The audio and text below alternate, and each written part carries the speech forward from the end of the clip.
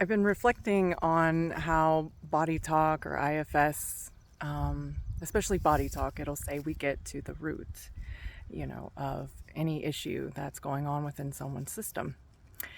And the other day I was gardening and I was digging holes to plant these really pretty flowers. They're really lovely. And I started seeing a bunch of like root systems, and it just came to me how this really had to do with healing.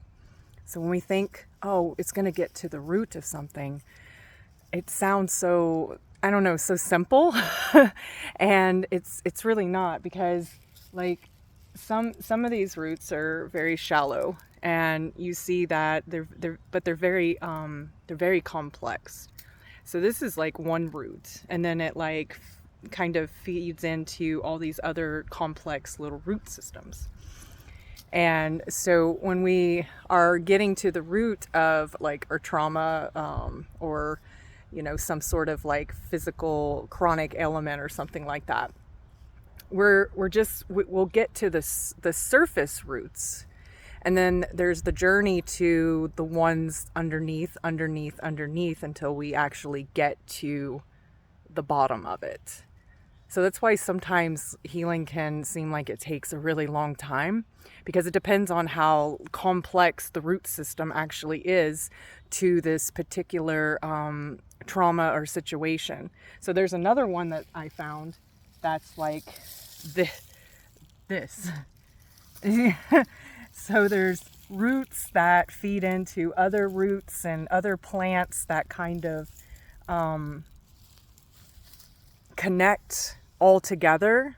And to me that feels like ancestral trauma, things that have been passed down through the generations, and then they are stopping on our bus. And so when you start healing, just remember that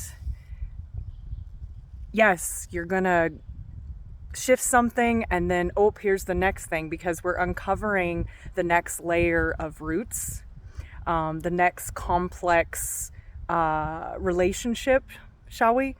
And yes, we'll eventually be able to clear a certain thing. But yeah, the next thing that we're needing to heal is gonna go, okay, I'm here, I'm next. So maybe looking at healing as a journey. I know we see a lot of like titles and stuff, healing is a journey. But what does that actually mean? Well, for me, it means that maybe the journey doesn't end. So when we put like a time on, okay, my healing should be over by now because I've been doing this for 10 years. But it's like we're all very complex, and we have a lot of blind sides, and sometimes we don't even want to look at what's going on, so it takes even longer. And it's like if we could come into this more with no expectations, no attachment to the outcome looking a certain way, because a lot of times we're like, okay, I did this much healing, so I should feel and look like enter, your answer, and then that sets us up for failure. So if we just look at it as it's going to be a slow and sometimes speeded up progression, and we're going to build our capacity as we go to hold the next thing that comes.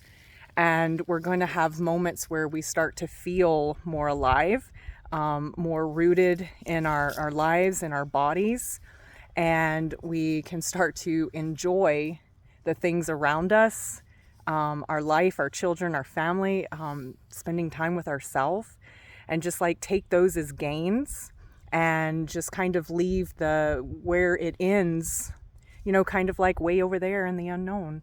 And it can be a whole different experience.